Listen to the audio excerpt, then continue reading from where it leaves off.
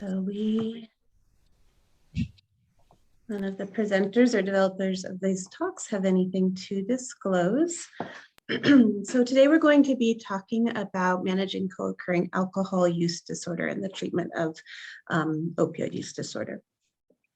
The objectives are to learn the signs and symptoms of alcohol withdrawal syndrome, to learn ways to properly manage alcohol withdrawal, and to become familiar with FDA-approved medications and psychosocial interventions for treatment of alcohol use disorder. So we'll start with a case. This is Ms. A, who is your 41-year-old patient. She has a history of hypertension and opioid use disorder and is presenting to clinic for a routine follow-up on her blood pressure. She's been taking her buprenorphine, also her HCTZ and lisinopril, and she tries to follow low sodium diet and regular exercise. She quit smoking tobacco 2 years ago, but does report daily alcohol use. And on physical exam, her blood pressure is 154/98. The rest of her exam is normal. So you're concerned that your patient's blood pressure could be uncontrolled due to alcohol use. So the question is, how do we determine if she has a pattern of risky drinking or does she have alcohol use disorder? So risky drinking is based on the quantities, and you're trying to decide if someone actually is at risk for developing alcohol use disorder. And it's good to be familiar with the standard drinks in the US. Sorry, my screen is not letting me see my slides. Funny enough how that happens. There we go. So 0.6 fluid ounce of pure alcohol is equal to a standard drink. And again, here you can see a 12-ounce beer, for instance, or 5 ounces of table wine. So when your patients are reporting how many drinks they have, it's just important to quantify so that then you can help them understand their risk of developing complications due to their alcohol use. So what is risky drinking? So the NIA is defined for adults, so ages 18 to 65 who are not pregnant. So for women, this is no more than 3 drinks in one day and no more than 7 in 1 week. And for men, no more than 4 in one day and no more than 14 in 1 week. Now, SBIRT has good evidence to help decrease the risk of negative consequences of use. And what it's screening, brief intervention, referral to treatment. The evidence is really strong it has a grade B level to use this method to screen for unhealthy alcohol use and to refer to treatment when indicated. It can be administered by a variety of health professionals in different settings. However, the evidence is strongest in primary care. It uses the 5 A's approach of asking about use, advising, assessing, readiness to change, assisting, getting help, and arranging for treatment. And the sessions are pretty brief. Importantly, can be covered by Medicaid and Medicare due to that USPSTF rating of B. And the goal, again, is to reduce negative consequences of use. So most effective in lower risk individuals who have not yet developed alcohol use disorder. However, can be applied certainly to those who have higher risk. So the screening that's recommended is really just to start with the single question approach. That's how many times in the past year have you had 5 for men or 4 for women or more drinks in a day? And if the result is positive, then you would assess further using a validated screening tool such as the audit or the audit C, which we'll look at for our patient here in a minute. Just to mention that the MASG has greater sensitivity for the geriatric population and CRAFFT for adolescents. So you'd want to modify your screening approach based on age with these. Just to go through the CRAFFT, it's really important to consider, especially for younger children, using kind of a lead-in about friends use and avoiding ambiguity. So specifically asking, not skirting around, but asking in the past 12 months, did you drink any alcohol? But if anyone has a positive answer, then they would be asked this validated tool. So the CRAFFT stands for, have you ever ridden in a car by someone using? Do you ever use alcohol or drugs to relax? Do you ever use alcohol or drugs alone? Do you forget things while using? Have your family or friends told you to cut down? And have you gotten into trouble while using? So back to your patient, you asked her the NIDA question and she responds yes. And so you administer her audit C and she scores a 7, indicating a possible use disorder. So upon further discussion, you learn that she's got significant fear of stopping due to a prior episode of withdrawal 2 years ago, and that resolved with return to alcohol. And you also learn that alcohol is interfering with her home life and work, and she asks for your help. So based on alcohol use, the DSM-5, we'll get to in a second, it looks like she also is meeting criteria. Here's her responses from the audit C. You can see that she responded yes to 4 or more times in a week, giving her 4 points there. She has 3 or 4 on a typical day when she's drinking, and monthly when she has more than 6 drinks. And you can see there at the bottom that a score of over 2 identifies 84% of women who report hazardous drinking or alcohol use disorder. So how do I know if someone needs treatment? We want to assess, certainly do the screening, but then assess for possible alcohol use disorder and ensuring offering treatment options. And really, just as with other substance use disorders, we're thinking of our 3 C's to kind of group your criteria. You would need at least 2 of the 11 criteria for alcohol use disorder, which fall into the categories of cravings, compulsions to use and experiencing consequences of use, and also tolerance or withdrawal. And our patient did report the consequences and also attempting to decrease in the past the withdrawal that she experienced. So what treatment can you offer? Just going to check because of the way my screen is not missing a chat. Okay. So only 6.5% of adults and 5% of youth with alcohol use disorder, and this is in the US, based on an ESTA data, in the past year received treatment. Less than 1 in 10 people in the US with a diagnosis of alcohol use disorder in the last year received treatment of any kind. Over 90% of community programs offer only group counseling and referral to AA, so are not involving medication treatment.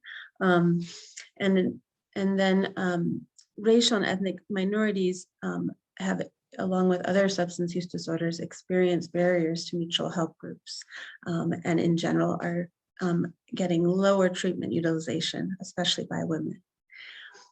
So what we want to do is be sure we're offering treatment to everyone. The 2 main aspects to medication management are managing the acute withdrawal and also attending to relapse prevention. And in terms of acute withdrawal, namely the decision tree is first determining if someone is a candidate for inpatient versus an outpatient taper. If they are a candidate for outpatient, most people can benefit from a brief, and by brief, it's usually 5 days, benzodiazepine taper, because that is what decreases risk of seizure. And then considering adjunct medications such as gabapentin or carbamazepine.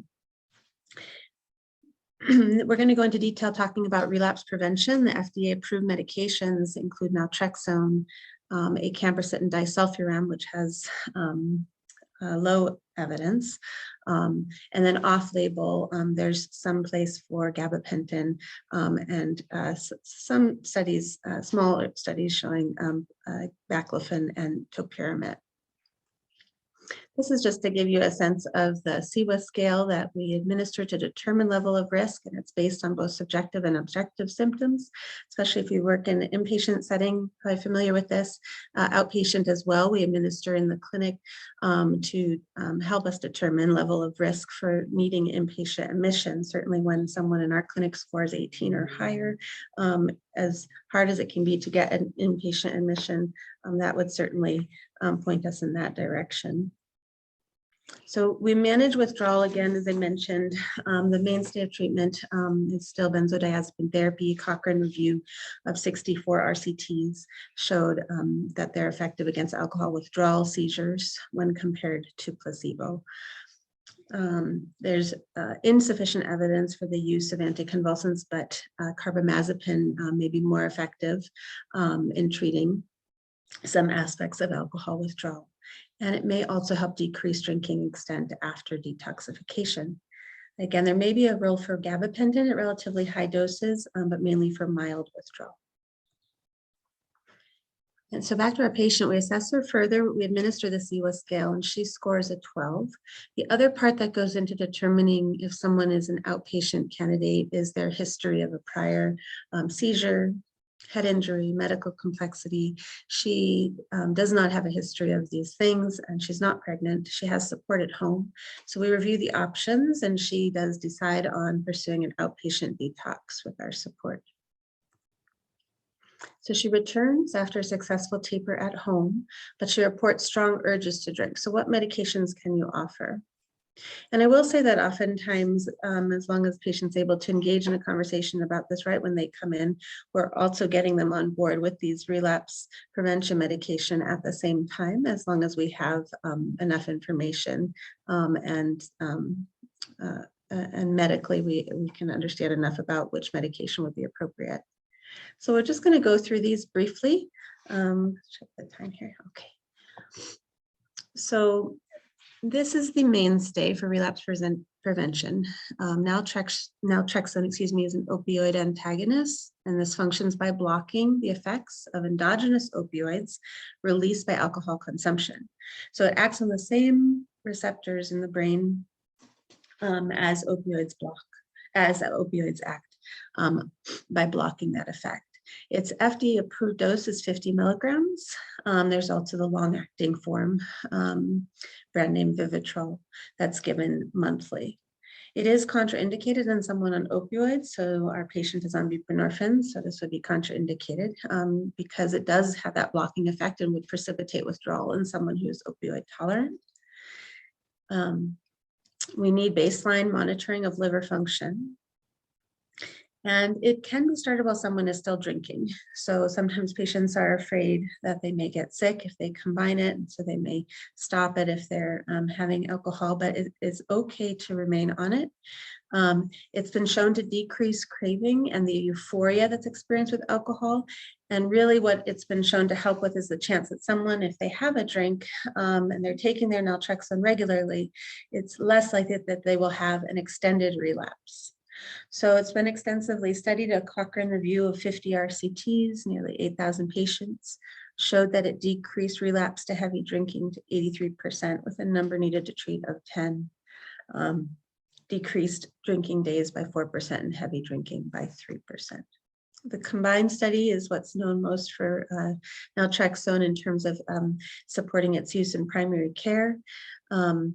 It looked at over 1,000 patients in 11 sites in the US and randomly assigned them to one of a variety of arms that compared placebo, Acamprosate, which we'll go into next, and all of these with medical counseling, so meeting with the provider and discussing it. And then half of the patients received cognitive behavioral sessions.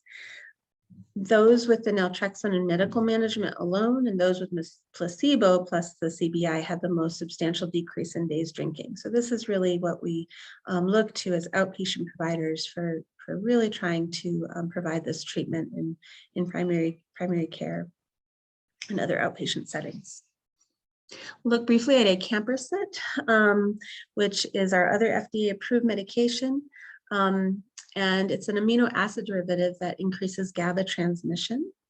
The daily dose is a little more challenging to take. It's taken as 2 pills 3 times a day. And if that dosing regimen is just too much, some patients will take 3 at once, 2 times a day.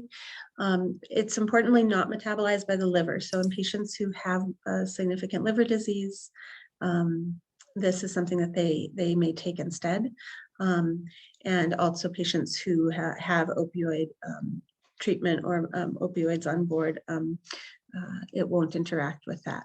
We do need baseline renal function. And in this one, a Cochrane review of 24 trials showed Acamprosate decreased relapse to alcohol when compared with placebo. Its most important role appears to be in preventing relapse in someone who's already abstinent from alcohol. However, this is also one that it is okay to continue in the case of drinking. And disulfiram or antabuse has the lowest evidence. It's probably got at most place in an observed therapy type setting, because this is the one that really causes someone to feel very sick if combined with alcohol due to that disulfiram ethanol reaction. You do need to monitor liver function with this one too.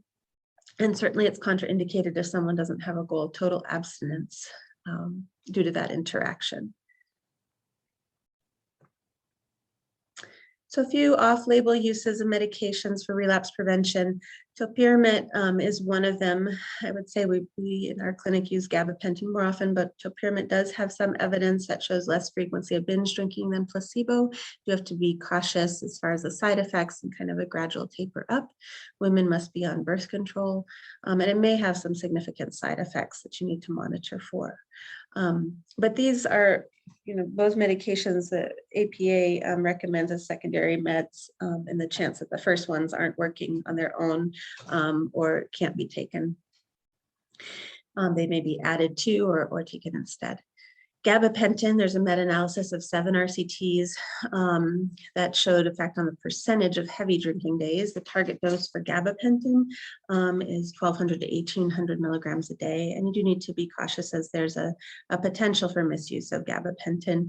But oftentimes this can be a good medication, especially in folks who are struggling with anxiety and insomnia as well. Again, here's our current APA guidelines that I just mentioned, and disulfiram should not be used as first-line treatment.